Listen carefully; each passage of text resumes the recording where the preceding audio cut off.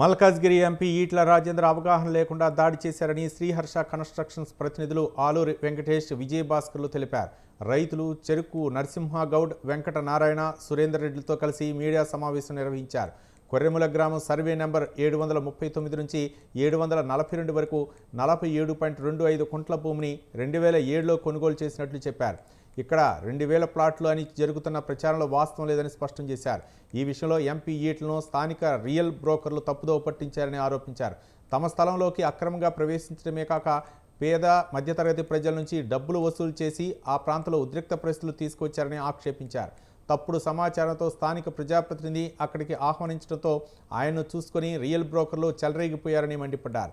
CBCID, ఏసీబీతో విచారణ చేయిస్తే అన్ని విషయాలు బయటపడతాయన్నారు. తమను రౌడీలు, గోండాలుగా చిత్రీకరించారని ఆవేదన వ్యక్తం చేశారు.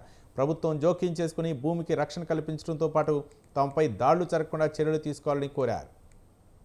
రాజేందర్ గారు ఎంపీ గారు ఆయనకి పాపం తెలియదు, తెలుస్తుంది అనుకోము, కానీ అక్కడ ఉన్న సీన్ అలాంటిది. 2000 సంవత్సరాల వరకు అక్కడ లేఅవుట్ రాళ్లు పాతించడం 743 నుంచి 747 వరకే రాళ్ళు ఉన్నాయి. అలాగే 748, 749 కూడా రాళ్లు పాతారు. కానీ అవి 2000 సంవత్సరం తర్వాత వీళ్ళు ల్యాండ్ ఓనర్లు రాళ్లు పీకేశారు. వాళ్ళు నీకు అమ్మలేదని చెప్పి 89 నుంచే రాళ్లు పీకేశారు. ఓన్లీ 5 సర్వే నెంబర్లలోనే వాళ్ళ లేఅవుట్ ఉండేది, అవే రిజిస్ట్రేషన్ చేసుకుంటున్నాము అన్నారు. 2000 సంవత్సరం తర్వాత వీళ్ళు మార్కెట్లో పెడితే 2005లో మేము కొన్న తర్వాత అక్కడ అంతా ఫారెస్ట్గానే ఉండేది. 2005లో కూడా అన్ని చెట్లే ఉండేటివి.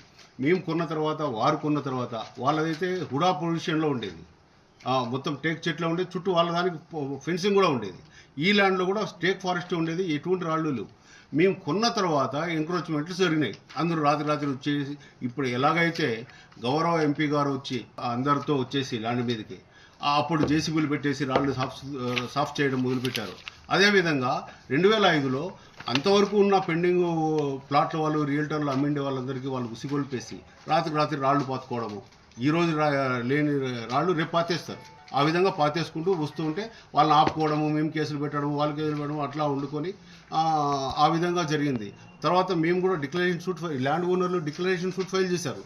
ఈ ల్యాండ్ మేము ఎవరికి అమ్మలేదు, అసలు అగ్రిమెంటే లేదు అని.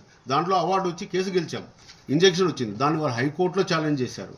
హైకోర్టులో ఛాలెంజ్ చేసినా అది వాళ్ళు డిస్మిస్ అయిపోయింది.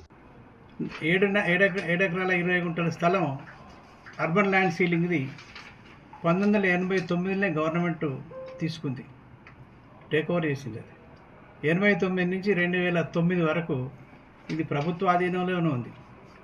దీంట్లో ఏ ఒక్క ప్లాట్ లేదు, ఎవరు కూడా లేరు. ఇది చుట్టూ ఫెన్సింగ్ చేసి మొక్కలు నాటి అర్బన్ ఫారెస్ట్రీ కంట్రోల్లోనే ఉంది. అక్కడ బోర్డు ఉండేది, అందరు కూడా చూసేవాళ్ళు. ఎప్పుడైతే ఆ బోర్డు తీసేశారో అప్పుడు నెమ్మదిగా మేము ఎప్పుడైతే తీసేసుకున్నామో నెమ్మదిగా అందరు ఒక్కొక్కరు రావటం మొదలుపెట్టారు. మాది ల్యాండ్ న్యాయంగా దీంట్లో వాళ్ళకి లేదు, ఈ నెంబర్ ఉండదు, సర్వే నెంబర్ ఉండదు, కేవలం ప్లాట్ నెంబర్ మాత్రమే ఉంటుంది. ప్లాట్ నెంబర్ దీంట్లో ఉంటుంది, ఈ స్థలంలో ఉంటుంది.